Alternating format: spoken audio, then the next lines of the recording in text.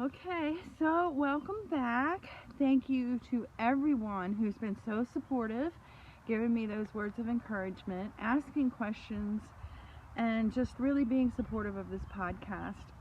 I want to thank everybody for that. So, two things to say before we get on with this. The first one is if you or someone you suspect are a victim of child abuse or domestic violence, the National Domestic Violence Hotline phone number will be in the description below. And if you have questions or things that you want to tell me that you're not comfortable with other people seeing on the various sites that these podcasts are posted on, you can send me an email at isurvivechildhood.gmail.com. All right, so let's get started. Today I am one other thing I do want to share with you before we get started is that I am now sharing these podcasts on a YouTube channel. So if you want to see who I am and how I look, which is nothing really, I mean, I'm just an old lady who's telling her story and trying to get other people's stories told, maybe somebody who can't. It's Jenny Azadi on YouTube, and so it may seem a little strange to you, but yes, there are two things going on at one time. So I'm talking into my phone to do my podcast, and I am looking at my iPad to do my YouTube videos, and this is my very first one where I'm sharing this media at the same time, so bear with me because it may be a little awkward. I appreciate your patience. Anyway, with no further ado, I want to talk about Michelle Knight. Now, Michelle Knight was one of the women who was abducted by Ariel Castro and held as a sex slave in that house in Cleveland that is no longer standing. And she was held captive with Amanda Berry and Gina DeJesus. And not to diminish what happened to those two, but to the best of my knowledge, they haven't come out as publicly about the ordeal that they went through.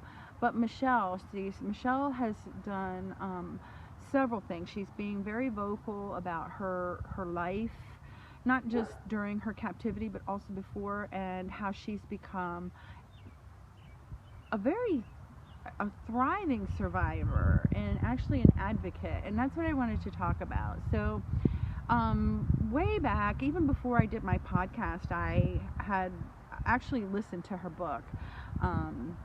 It's From Darkness to Light, I believe is what it's called. And she talks about her experience prior to being abducted, and of course during the abduction, and then afterwards how she got out and how sick she was. And it's the part before her abduction that I want to focus on today, because well, it just seemed like she had a really hard life even before all this stuff with Castro happened to her. So she lived in a family. There was like a lot of extended family living together. She talks a lot about cousins and uncles and so on living with her, and her having to take care of cousins because the adults, for whatever reason, she doesn't go into a lot of detail on that, but they weren't capable of taking care of the other children. So she would do that, and I believe she had some younger siblings that were twins and some cousins, and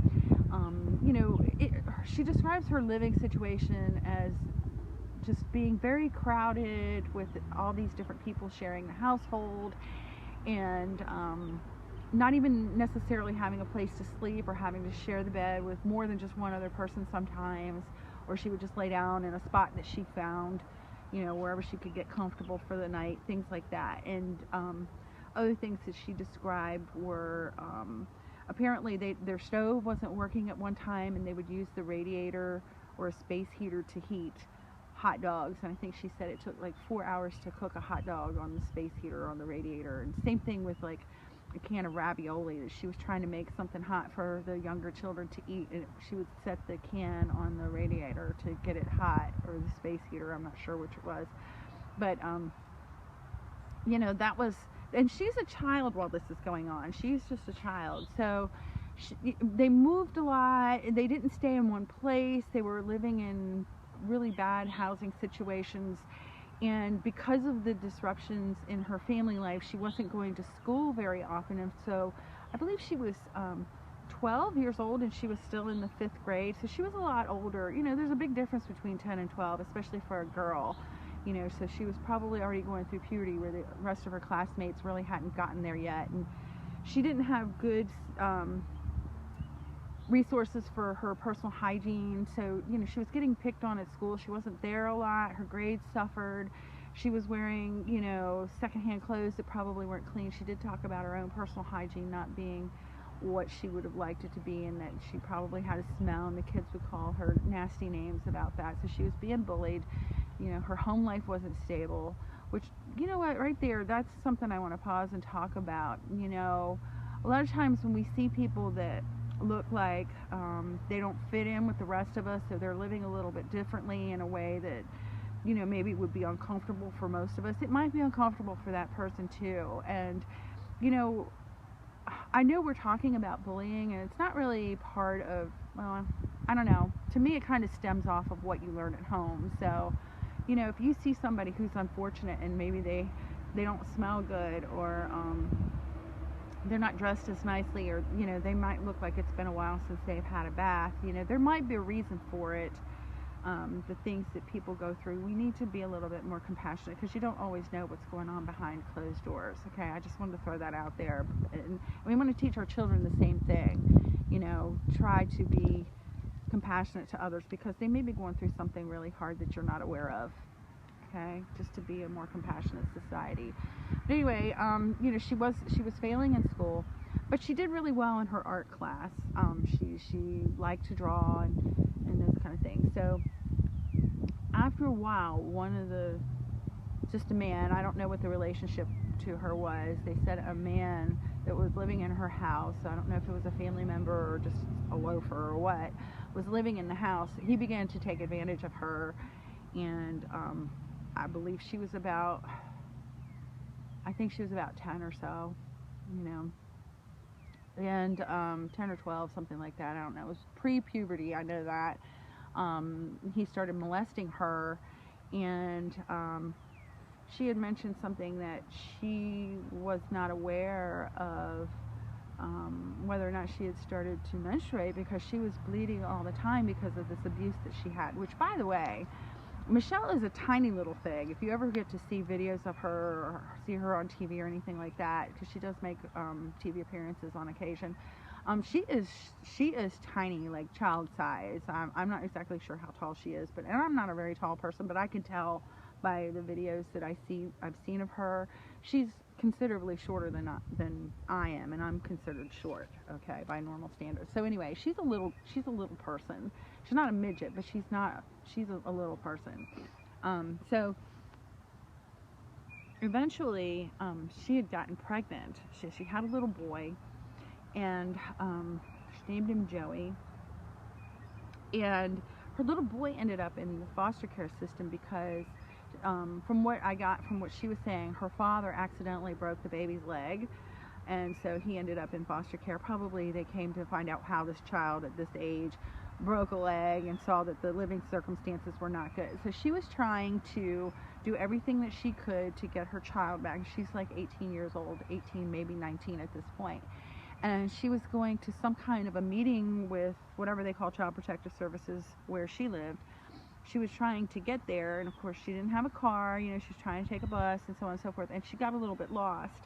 So she was looking for help to try to find her way, and that's how she met Ariel Castro. And so he said he knew exactly where it was, and he did the same thing with all three of these girls. So somehow he was associated with, I want to say, her father. I'm not sure if it was exactly her father. I know with Gina and with Amanda, he definitely knew the father, so, or at least he told him that, and that made the girls feel comfortable enough to go with him willingly.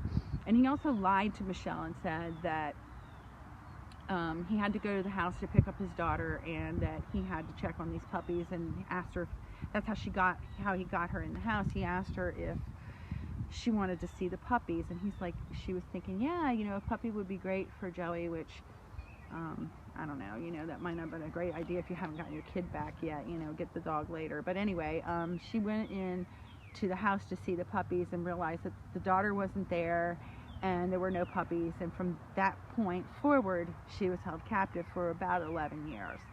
And eventually, he brought in Amanda and Gina. Now, the thing that was different from Michelle versus the other two girls is the other two girls were minors still. Michelle is actually legally an adult. And even though there was a missing persons report done, they basically figured because she was an adult that she had just left. She ran away because she had run away once before. I think when she was 14, she was living in a trash can underneath a bridge for a while. But, she already had a history of running away. And so they figured that's what happened. And because she was an adult, she was legal age, they couldn't force her to come back. So they kind of just stopped looking for her. But the other two girls, Amanda and DeJesus, because they were minors, there was a lot more publicity and a lot more things done in the community to try to find these girls. And the reason why I'm bringing this up is because Ariel Castro used this information, what he saw on the news regarding the other two girls, against Michelle. So in her book, she goes through the whole process of what happened when she was there, how he did different things, not just sexually abusing her and all the other girls, but she had gotten pregnant and he forced her to, well, he abused her to cause her to miscarry the babies. He abused her so badly that she can't have children anymore.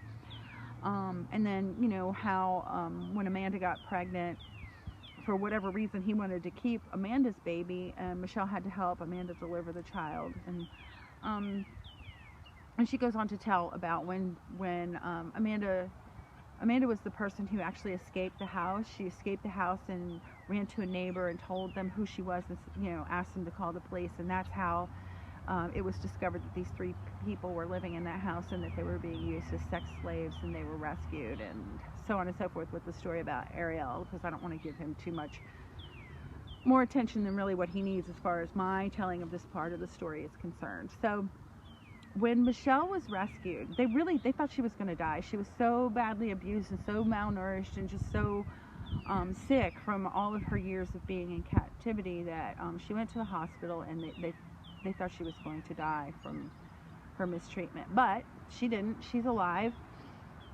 And which brings me to where I really want to talk about her now. So we know her backstory, and we know she's written a book.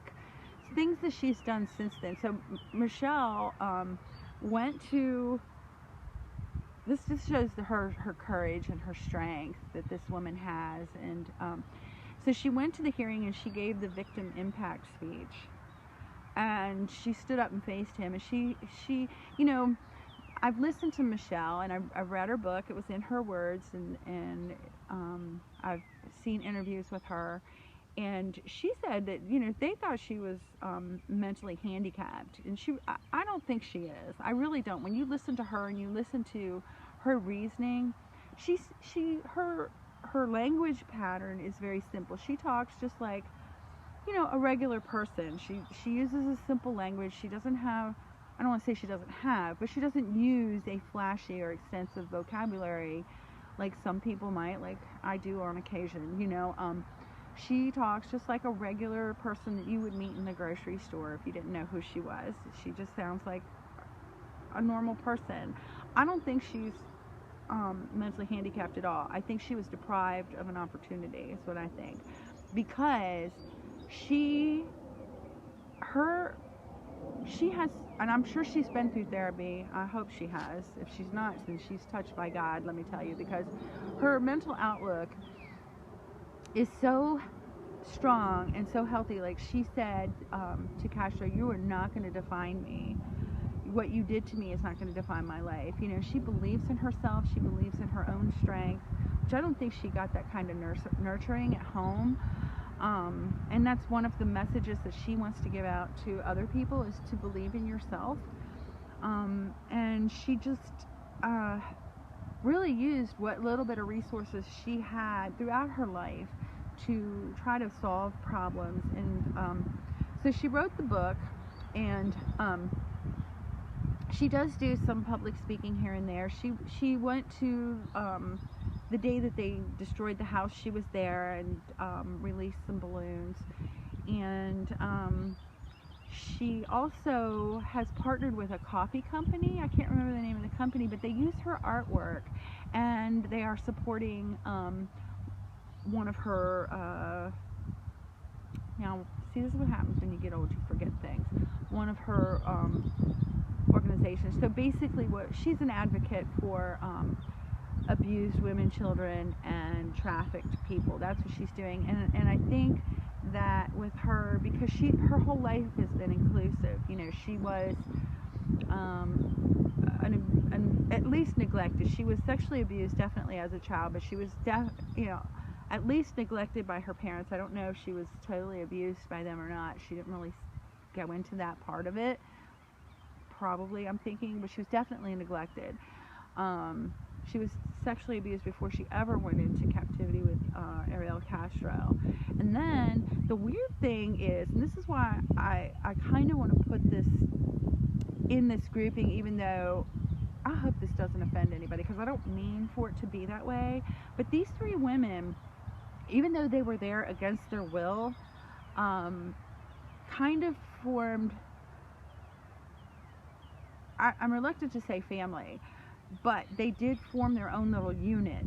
I'll just put it that way. Organized unit between the three women who learned to survive and also support each other. You know, they at least that's how it sounded to me. That they did kind of work together, and I don't think Ariel Castro liked that, even though towards the end anyway, Gina and Michelle were together, and Amanda was kind of separated with her child. But, you know, they did work together in whatever ways they could to manage to survive. And then she came out of this and is really working very, very hard to spread a message, you know, that there is hope, and doing what she can to let people know that it doesn't always have to be a horrible life. You may have had a horrible experience, but your life can still be wonderful. And so she's written another book. I can't remember the name of it. I haven't read it, obviously, but I'll have to get into that. And she has tattoos all over her now. I don't know what they mean, but she looks very differently. She has a piercing on her lip, and she's married. She's cut her hair, but then I think she's grown it back, because this has gone on for a while now, you know, and I've seen different videos of her at different times. I think her hair's actually longer now. She seems to have a lot of pets, but I don't know what her plans are as far as being a parent, if she's going to try to adopt or not, but she's married. And she has changed her name to Lily Rose Lee. And so the lily being, you know, a sign of life, like the Easter lily, and I can't remember what she said about Rose, but Lee is her son's middle name. One other thing, you know, like, this is what I'm talking about, this woman's strength and her mental stability. Like, you know, she ended up in captivity while she was trying to get her child back. So obviously she didn't make it to the to this hearing or whatever she was trying to go to. So that didn't look good. Meanwhile, she's gone for 10 years. So her child was at least 10 or 11 years by the time she came out, maybe 12. That's a long time for a child, you know. Eventually he got adopted because nobody knew where she was. And so she's seen pictures of him. The last I heard, I don't know what's changed since, you know, what I last heard, like maybe if she's met him or not, but she did make a comment that, you know, she didn't want to disrupt his life. Like, this woman has a heart of gold. She's not selfish at all. She realizes that he's had most of his, well, all of his life, really, up to the day that she came out of captivity, that he didn't know about her. He didn't know why, you know, what happened to her, or why he was, I don't even know if he knows that he's been adopted, but she doesn't want to turn his life upside down. So she's basically just waiting patiently for the day to come when he may decide that he wants to see her. She's not going to try to change his whole family dynamic just because she's out now, you know. And that's amazing. You know, like, some people may not feel that way, the way that she felt. You know, I mean, and she says everything so calmly and rationally, and I just think that she's really, really amazing, considering where she came from, to where she went to where she is now. She's done incredible things, and she's made incredible strides. And in the end, I think that she is a great example for the rest of us who've gone through things, who maybe aren't really as bad as hers. I mean, I don't want to diminish anybody's suffering, but when I look at her life versus mine, I mean, I've never been kidnapped. I've never been a sex slave. I have had situations where I didn't feel loved by my parents, and I was physically abused. And if you want to know more about my story, you know, you can go back through the archives and to the first episodes of the podcast, and you can hear that. But you know, I just think she's amazing, and I think she's an example for the rest of us who are trying to work our way through things. And that's why I wanted to bring her up, and just if she ever gets to hear this, just let her know that I really admire her, and I think she's a special lady, and I recommend reading her book. I'm going to look and see if I can find a link on Amazon, and I'll put that in the descriptions below in the video and in the podcast. And that's pretty much all I have to say about her. Like I said, I think she's incredible, and I of course want to thank everybody for watching and listening. And if you want to hear more about this on the YouTube channel, then go ahead and hit the subscribe button. I've got more to say. Thank you so much. You guys stay safe. Bye-bye.